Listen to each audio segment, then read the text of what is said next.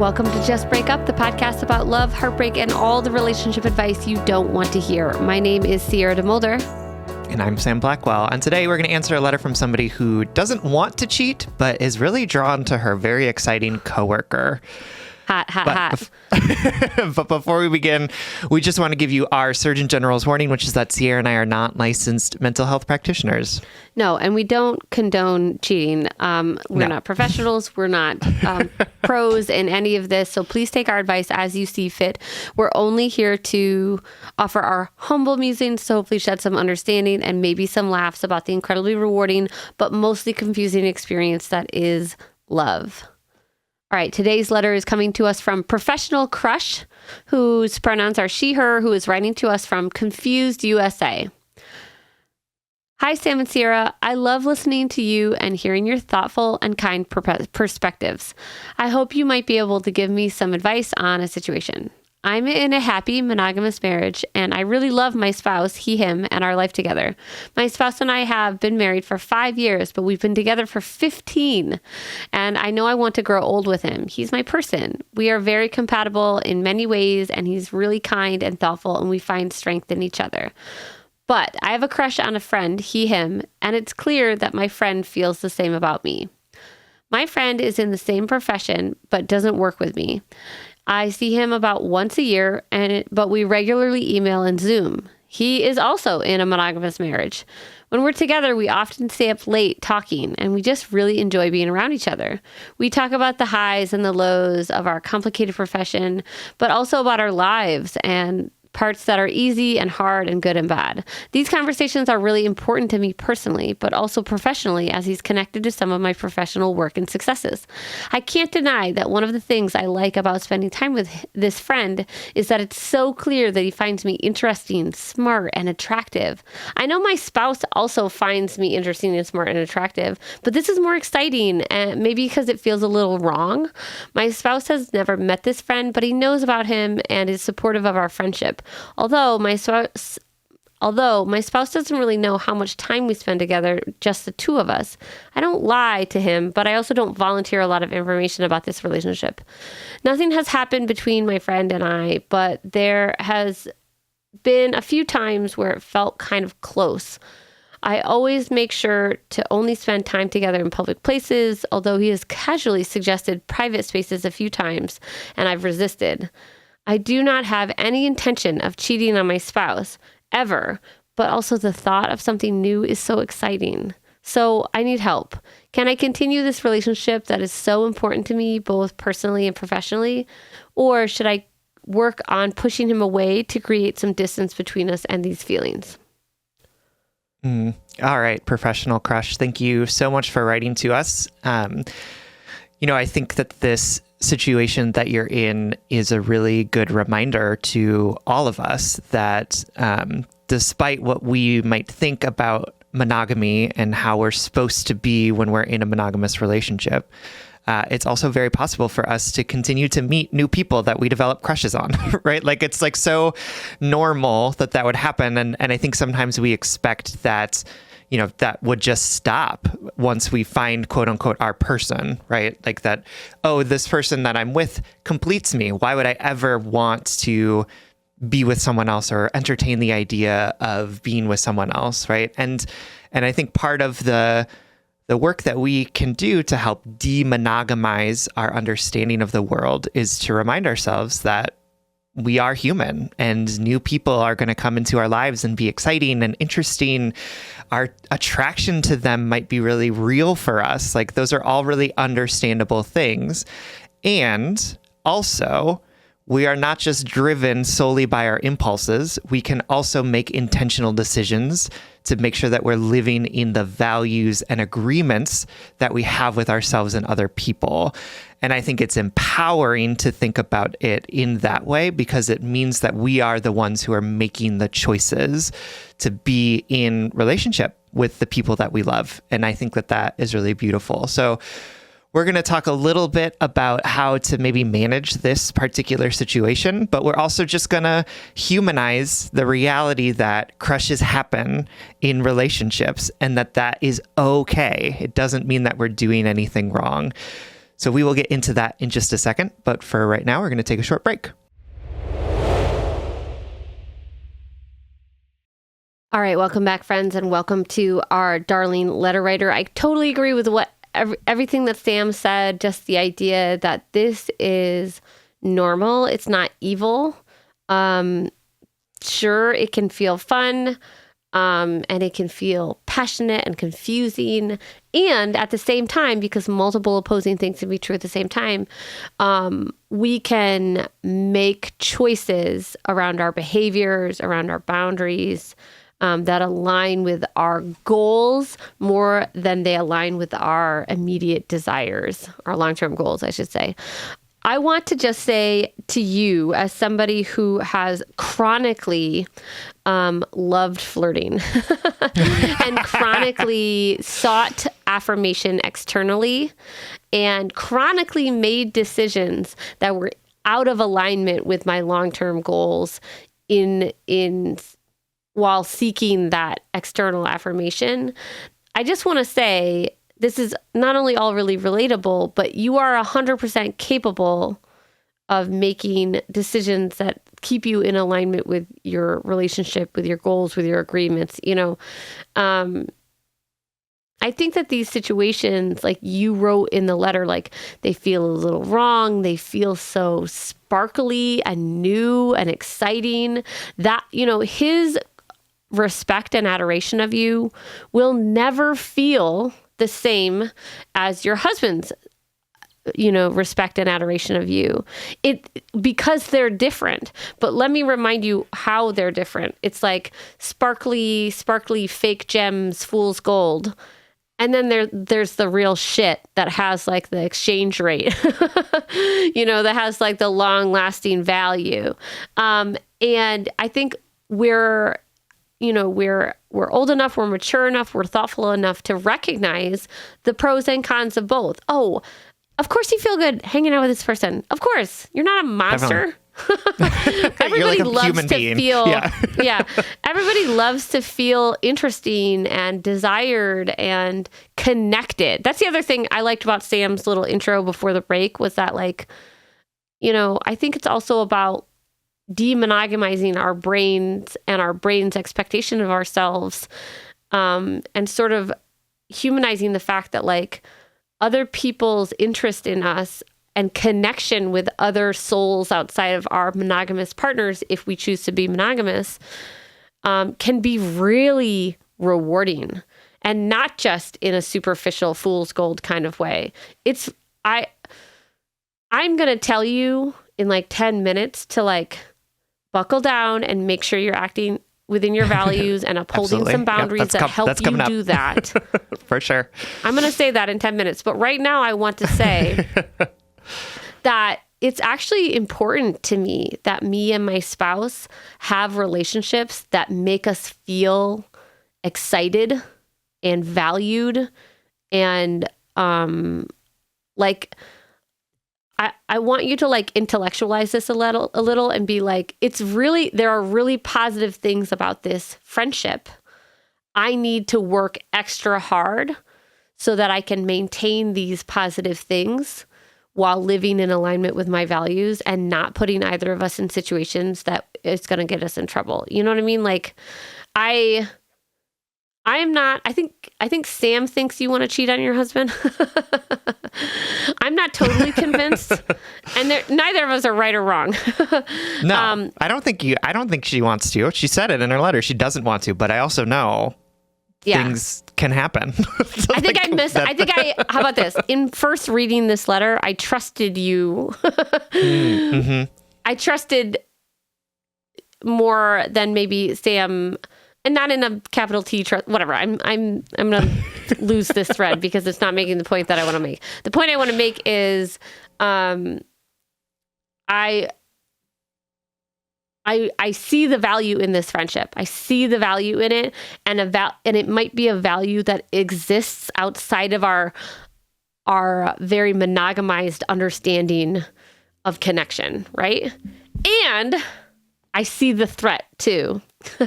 And I see the fake sparkly gems that make something shinier than something familiar. You know what I mean? Like, so I think you really just have to do the mental labor of being like, multiple things that exist at the same time. This person is shiny and friendly and they make me feel good about myself, and they're hot and I feel desired.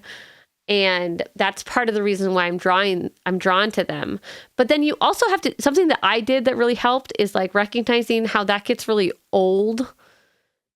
It gets old when you start to like contextualize it in the rest of your life. Like, I'm trying to apply it to your situation and I'm failing. So I'll apply it to mine. Like, you know, I was just sort of addicted to external affirmation and the external feeling of being desired by somebody else until I sort of turned my perspective on that desire to be like, these people don't really know me. These people don't really support me the way that, I don't know, my spouse does, or somebody who was more in alignment with my life, or how short lasting that affirmation and that desire made me feel, how like that it wasn't actually something that sustained me. It was something that filled me for 5 minutes and then I was hungry again. And then all of a sudden I got like tired of it. All of a sudden I was like, this is a game that doesn't fill me up anymore. And I want like a real meal, you know, or whatever. And so I've said like 300 different ideas. So let's just mash them all together. And then I'll pass it to Sam. Like, you have the ability to look at this relationship and maybe see the cracks in the shiny, you know, fool's gold facade and just be like, of course this feels really good because it's exciting. It's once in a while. And it can be valuable. And also I can recognize that like, this is not as deep as I think it is. Definitely. Right. Because, yeah, you're seeing this person when you both smell good and when you're both like on, you know, like you're both looking your best. You know what I mean? Your batteries like, are full. Yeah. Absolutely. It's like, yes, this person. And then you go home and your battery's depleted and your partner's still there, you know, doing the things that he does. You know, like, I think it's important to not compare and contrast, or not like compare them and say like, oh, these feelings are the same. I should be expecting the same feelings with both these people. And remember, like, this is just an entirely different world that these two people are living in. And one of them is real world, which is like everyday stuff. And the other is this, you know, very romanticized world of, we get together when we're both ready to talk about our interests and our shared passion for the things that we're doing. And then we go home and then I don't see that he, you know, does these things that are not great, or that it would be annoying, or that would be challenging to deal with. You know, I think that like for me, the reason why I have a little bit of concern about sort of the relationship that you and this colleague are currently having together is a couple things. One is the fact that you are not telling your husband much, like you're not offering a lot of information about this friendship, right? And that feels a little bit like you would be uncomfortable with how your partner would react to maybe the level of intimacy that you and this colleague have. And I'm not trying to say this in like your partner gets to dictate who your friends are, right? But I am saying that I think that you have a little guilt over how deep the intimacy you have with this particular colleague, and that if your husband found out, you would have to admit, or at least like entertain the idea that the level of intimacy is outside of the bounds of what you and your husband have agreed to.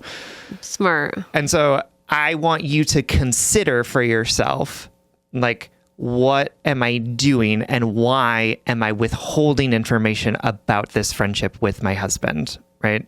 And that would be concerning for me. Like that for me, if I were in a similar situation and I was finding myself not talking about somebody I have a crush on to Peter, and not talking about how much we hang out, or not talking about the things that we talk about, that would be a moment for me to practice some self-awareness around like, okay, am I in too deep here, right? Like, am I doing things that I would be ashamed to tell Peter about because I would know that it would mean that I broke the rules of our relationship, right? Like that. So want to like hold that piece. And I want you to ask yourself that question and sort of examine the way that you're operating. And two, I also want to name that like emotional affairs are a thing, right? And they can be just as painful as physical affairs. And so I want you to, I'm not saying that you are like so depleted that you can only spend so much time with this person and otherwise you would have to take it away from your partner, right? Like I think that you are abundant and full of love and energy to give into the world. And also, I want you to notice ways in which you might be withdrawing from your partner because you have this shiny, pretty thing that you want to devote a lot of time and attention to. And I think, again, like this is all normal. Like I'm not trying to like condemn you or say like, oh my God, you're a terrible person for doing this. You're having an emotional affair. Stop it. Like, I think that it's honestly normal that sometimes we meet people and those friendships are so exciting and new that we like spend less time or less attention to our partners, right? Like, I believe in the ebb and flow of relationships over time. And again, this is just a trigger for your own self-awareness, right? This is a moment for you to look in the mirror and say, like, what am I doing? And are the things that I'm doing in alignment with what I want, which is to not cheat on my partner emotionally or physically, and two, to stay within the bounds of the relationship in a way that can help build my marriage and support and, you know, maintain it, while also recognizing that like you're a person who gets to have friends with people that you have crushes on or people that you think are really interesting. You are allowed to entertain the idea of what a different life could look like, right? Like those are all normal, understandable things. And there's a middle here, but that middle it's hard to tread. And it requires a lot of self-awareness that can be hard when we are so enamored with somebody who's new and that we want to spend lots of time with and that we want to find us interesting and attractive and funny and all of the things that you said in your letter. I think you said that all really well. And if it's not abundantly clear, that's like the tone I was going for. But I was like, it's fine. I think what to try to rephrase what I was trying to say is just like something that I have come to realize is that that connection looks so and feels so shiny and different because it is, and it's not trying to tell you something bigger, right? And I think you know that, like you don't want to cheat on your husband. You recognize that you have this long-lasting connection, yada yada. But the relationship that you have with this friend isn't telling you anything about your morals or your goals or your relationship or how exciting this person is. I think sometimes like the passion confuses us, and not that there's like a ton of passion in this, but going back to your original question at the end of your letter, like, do I need to cut this person out or like put up firmer boundaries? I think you should practice it. I think that you don't necessarily need to cut this person out. I definitely have people in my life. How about this? I have both. I have people that I've cut out of my life because I've been like, nope, this is not safe territory. And not only is it not safe territory or like respectful territory for my partner, I recognize the cheapness of the relationship underneath the external immediate affirmation, and then I'm like, this isn't a friendship. This is like a flirt ship, Which are fun. Like, don't get me wrong. Like, I'm not trying to undermine the flirt ship. They're fun, they're fun, but also like I'm old, man. I'm tired. Do you know what I mean? Like, I think I was trying to like get that sentiment across earlier. Is that like there also comes a point where you're like, damn, this is not worth my energy anymore. I don't want to stay up late talking about our goals and feelings. I want to like get a good night of sleep, and text my husband in the morning. Anyway, so there's those people where you're like, nope. Not only is this not safe for, the goals that I have in my life and my values, it's also not a valuable friendship underneath the shininess. Also that. Yep, I've cut those people out of my life. And there's people that I'm like, oh my God, like I feel genuinely connected to them. I love their praise and their affirmation. I feel value in the friendship, like, whether professionally or personally or spiritually or whatever. And I would have loved to know what they look like naked. You know what I mean? Yeah. And those people, some of those people are still in my life because I have been able to do the mental labor of compartmentalizing those feelings, those connections, that spark that we had or have or whatever, and being like, this is not a spark I want to play with. This is not a fire I want to start. So I'm going to always ask about their spouse. Always. Do you know what I mean? So we're never going to be in a private place together or whatever, you know, like putting up those boundaries so that we are constantly reaffirming, yes, this relationship is special. Yes, we have so much fun when we're together, but we're also constantly making our marriages a part of this relationship. Do you know what I mean? Yes. Mm-hmm. Oh, yeah. Talk to your colleague about your husband, too. Oh, my God. Do not talk about them. And do not talk about his wife. That is always also like a trigger for self-awareness when it's like, wow, I'm avoiding talking about Peter to this person. This is like not a good situation, right? Like, because I talk about Peter to literally everyone else in my life. One of the first lessons I learned in this relationship, in my marriage right now, is that like, I wanted my wife to be everywhere. Even if I had a crush on somebody, I wanted to be like, you know, and it works. It really does. Because then it's like, then she's a part of that relationship, whether or not she's active in it or whatever. Anyway, so that's what I would say. Start pushing those boundaries, or not pushing them. Start putting them up, practicing them. You know, don't push the boundaries. Sorry, I just meant like, you know, I don't know. Holding them up. I get it. You're like, yes. Start reinforcing. Yes, holding up those boundaries. It's not, and I would also start like evaluating how much of the sparkle of this relationship is real and brings real value to your life, and how much of it is that fool's gold shine, you know? Definitely. All right, my darling. Thank you so much for writing. We hope this helps. Thank you so much. We love you. All right, everyone. Thank you so much for listening. If you would like more content from us, or if you'd like access to our monthly office hours, you can support us on Patreon. If you support us on Patreon for as little as $5 a month, you'll get an additional bonus weekly episode, as well as access to those office hours, which is when we hop on Zoom with anyone who wants to join us, and we talk about stuff that's happening in our lives, and then we answer people's questions in real time. And also the people on the Zoom answer each other's questions in real time. So it's very cute and fun. You have to support us on Patreon for as little as $5 a month. That's patreon.com/justbreakuppod. You can slide into our DMs, send us your favorite relationship memes, but most importantly, you can submit your questions about all matters of the heart at justbreakuppod.com. Please remember to like, follow, subscribe, give us a 5-star rating and review. This literally keeps our mics on and helps us reach more brokenhearted souls who need two random strangers giving them relationship advice. Just Break Up is a production of Duvid Media, original music, recording, editing, producing, all magical things by our good friend Spencer Worth Davis. Make sure to check out his podcast and his music. And remember, it's possible to find valuable connection outside of your chosen relationship structure, right? We need other people. That's normal. This is a part of life. And in the same breath, it's possible to still make choices that are in alignment with the relationship agreements that we're in. Multiple truths are happening at the same time right here.